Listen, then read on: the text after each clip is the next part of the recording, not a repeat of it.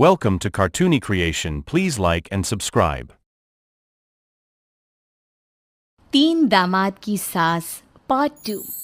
अब तक आपने सुना कि कावेरी जी अपनी तीनों बेटियों ईशा, मोहिनी और सुहाना की शादी 3 घर जमाई लड़कों के साथ करवा देती है। उन्हें लगता है कि ये लड़के शायद घर का कामकाज संभाल लेंगे, लेकिन उनके तीनों घर जमाई बहुत आलसी थे। वो नौकरी भी नहीं करते थे और बाहर का काम भी नहीं। कावेरी जी ने अपनी बेटियों से कहा कि वो प्रेगनेंसी का बहाना बनाकर अपने पतियों को सबक सिखाए। अब सुनिए आगे। मम्मी, आपने जैसा कहा था हमने वैसा ही किया, लेकिन देखिए ना, विवेक का हाल तो वैसा का वैसा ही है। घर में ना सुबह का नाश्ता बनता है और ना खाना। नौकरी पर जाने की बात करूं तो खाने को दौड़ते हैं मुझे। हाँ मम्मी, मैंने भी सुमित को कितनी बार कहा कि अगर नौकरी नहीं करनी तो कोई छोटी सी दुकान ही खोल लो। घर का खर्चा कैसे चलेगा? देखो दोपहर के 12 बजने आए और जनाब अभी तक सो रहे हैं। हाँ मम्मी, ईशा और सुहाना ठीक कहती हैं। अविनाश का भी यही हाल है। जब मैंने अपनी प्रेगनेंसी के बारे में कहा तो मुझसे कहने लगा, अरे दूसरी लड़कियां तो 9-9 महीने तक नौकरी करती है, बस डिलीवरी के टाइम छुट्टी लेती है। मोहिनी, तुम भी नौकरी करो। अब मुझे कहाँ नौकरी मिलेगी? मम्मी बताओ अब मैं क्या करूँ? हे भगवान, क्या सोचकर घर जमाई दामाद लाई थी मैं कि मेरी बेटियां मेरे पास रहेंगी और खुश रहेंगी, लेकिन इन आलसी दामादों ने तो हमारी जिंदगी को भी प्रॉब्लम में डाल दिया है। मैं तो कहती हूँ मम्मी, हम लोग वापस अपनी जॉब पर जाना शुरू कर देते हैं। बता देते हैं इन लोगों को कि हमने प्रेगनेंसी का बहाना किया है। नहीं नहीं बेटा, ऐसी गलती भी मत करना। अगर तुमने ऐसा किया तो इन तीनों की आदत और ख़राब हो जाएगी। अरे आज नहीं तो कल कभी तो तुम प्रेग्नेंट होगी, तब वापस यही प्रॉब्लम आएगी। तब क्या करोगी तुम तीनों? हाँ मम्मी, आपकी बात तो बिल्कुल सही है। इन लोगों को तो सुधारना ही पड़ेगा। लेकिन कैसे? अपने बच्चों के आने की खबर सुनकर भी इन लोगों पर कोई असर नहीं हो रहा। पैसे कमाने के लिए घर से बाहर निकलना ही नहीं चाहते ये तीनों। अब मेरे दिमाग में एक प्लान आया है। तुम तीनों चिंता मत करो, उन तीनों को बुलाओ, फिर मैं बात करती हूँ। थोड़ी देर बाद कावेरी जी अपने तीनों दामादों को सामने बुलाकर अपनी बात कहना शुरू करती हैं। अविनाश, सुमित और विवेक, देखो बेटा, मैं ना तुम तीनों से बड़ा प्यार करती हूँ, इसीलिए तो तुम्हें घर जमाई बना कर रखा है मैंने। अरे मम्मी जी, सीधे सीधे कहिए ना, क्या बात है? प्यार तो हम भी आपको बहुत करते हैं। अरे मम्मी जी, आपकी इज्जत भी बहुत करते हैं। अरे भाई, आपके जैसी सास और कमाने वाली बीवी सबको मिलती है क्या? हाँ मम्मी, विवेक और सुमित ठीक कह रहे हैं। आपकी बेटी से शादी करके मेरी तो ज़िंदगी ही अच्छी हो गई है। जानती हूँ मैं, और ये भी जानती हूँ कि तुम तीनों अपने अपनी बीवियों से बहुत प्यार करते हो।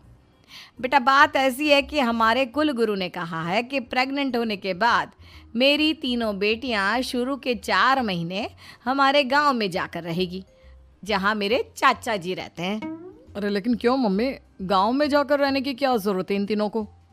वो क्या है ना बेटा, हमारे परिवार को एक श्राप है। अगर मेरी बेटियों ने यहाँ पर बच्चा पैदा करने की कोशिश की तो उनके बच्चों को कुछ भी हो सकता है। इसलिए अब से लेकर 4 महीने पूरे होने तक इन्हें गांव वाले घर में रहना पड़ेगा। हाँ तो इसमें प्रॉब्लम क्या है मम्मी जी? हम भी वहाँ जाकर रहेंगे, पिकनिक मनाएंगे। अरे भाई, बीवी जहाँ हम भी वहाँ। हाँ यार, आइडिया तो बहुत अच्छा है। शहर की ज़िंदगी में रह रहकर परेशान हो चुके हैं, अब कुछ दिन गांव में बिताएंगे। तुम लोग समझने की कोशिश क्यों नहीं करते? तुम में से कोई भी वहाँ नहीं जा सकता, और मैं यहाँ रहूँगी ना तुम तीनों के साथ। 4 महीने की तो बात है, उसके बाद ये तीनों ही लौट कर आ जाएंगी। ठीक है मम्मी जी, अब हमारे बच्चों का सवाल है तो ये तो करना ही पड़ेगा।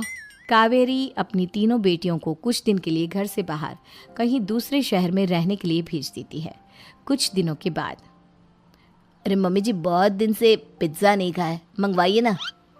क्या बताऊं बेटा, पहले तो बेटियां खर्चा दे देती थी क्योंकि उनकी नौकरी थी, लेकिन अब तो मेरे पास पैसे ही नहीं बचे।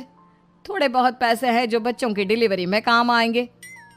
लेकिन मम्मी जी, आपकी बेटियों को वापस आने में तो अभी बहुत वक्त बाकी है। वही सोच सोच कर परेशान हो रही हूँ। सोच रही हूँ कल से दूध भी बंद करवा देती हूँ। अब दूध वाले को देने के लिए पैसे भी तो नहीं है ना। अरे नहीं नहीं मम्मी जी, अगर दूध भी बंद करवा दोगी तो मुझे चाय कहाँ से मिलेगी? और चाय के बिना मैं तो मर ही जाऊंगा। क्या करूं बेटा, इसके अलावा हमारे पास कोई ऑप्शन नहीं है, मेरे पास पैसे ही नहीं बचे। इस तरह कावेरी जी धीरे धीरे अपने तीनों दामादों को पैसे देना बंद कर देती हैं और घर में खाने पीने की चीजें लाना भी बंद कर देती है।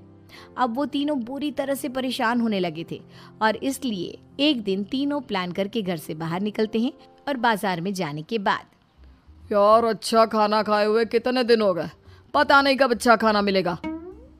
हमारी बीवियों के जाने के बाद तो हमारी हालत भिखारियों जैसी हो गई है यार। कुछ भी हो, मुझे तो आज पिज्ज़ा खाना ही खाना है। जेब में 1 रुपया नहीं है और पिज्ज़ा खाएगा, कहाँ से आएंगे पैसे?